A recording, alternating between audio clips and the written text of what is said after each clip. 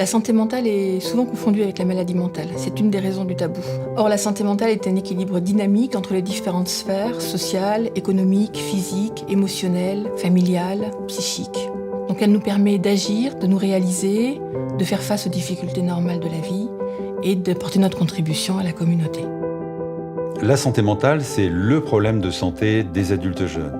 Et je rappelle que le suicide, c'est la deuxième cause de mortalité à cet âge-là.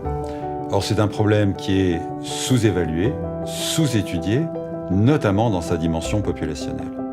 Quand je suis arrivé en licence, j'ai eu des gros soucis familiaux. Et du coup, j'ai très vite arrêté d'aller en cours. Je me suis senti dépassé.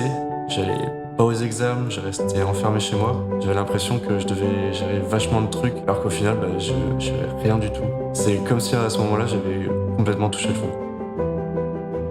C'était pas dans notre culture d'intervenir en amont avant que les problèmes ne se posent et que les étudiants viennent nous voir. Aujourd'hui, on s'intéresse à différentes méthodes pour les aider à faire face, à retrouver leur équilibre ou consulter un professionnel de santé. Ce qui frappe dans nos premiers résultats, c'est le caractère massif des questions de santé psychique et de santé mentale, puisque la moitié des étudiants ont un haut niveau de stress mesuré sur des échelles validées, un quart ont une symptomatologie dépressive et 20% des pensées suicidaires.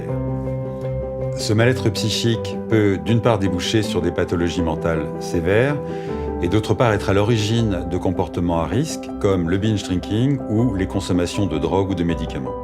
La vie universitaire s'est saisie de ces enjeux dans les campus.